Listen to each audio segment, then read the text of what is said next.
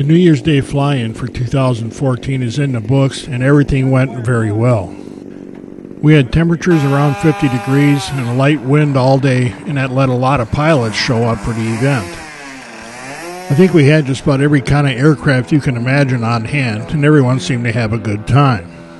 And besides cooking hot dogs for everybody, Jeff and Coop managed to get some planes out and fly themselves.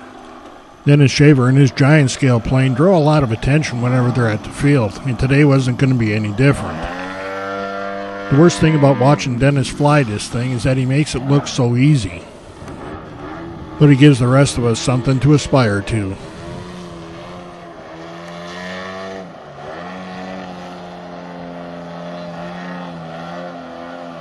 This is very impressive in person when you can see how big this plane actually is.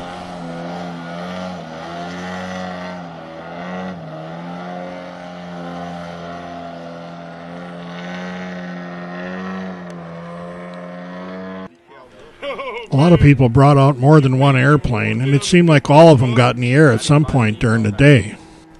It seemed like no matter what kind of plane you liked, there was something there to watch. And we even have evidence that Coop actually flies airplanes. Sometimes it seems that he spends more time working on the field, but he does get to fly enough that he remembers how to do it. One of the Gasser helicopters came back looking different, and when we look back here we can see why. The tail rotor just snapped off in flight. This plane has very small wheels. It needed some coaxing to get off the ground, but it did fly.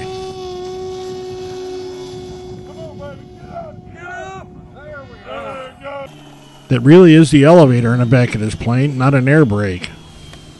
I even found some time to shake out my new Blade 550X Pro. Dale made it out to the fly-in, so we had some warbirds to look at as well. I was able to get some time on my new Precision Aerobatics Addiction XL.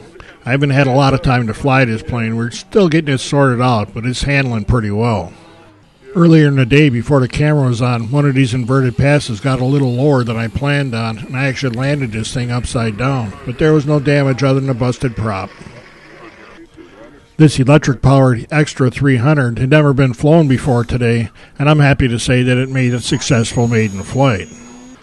The pilot had mentioned that the rudder is very sensitive during the flight, and we got some evidence of that on landing, but he saved it and made a nice touchdown.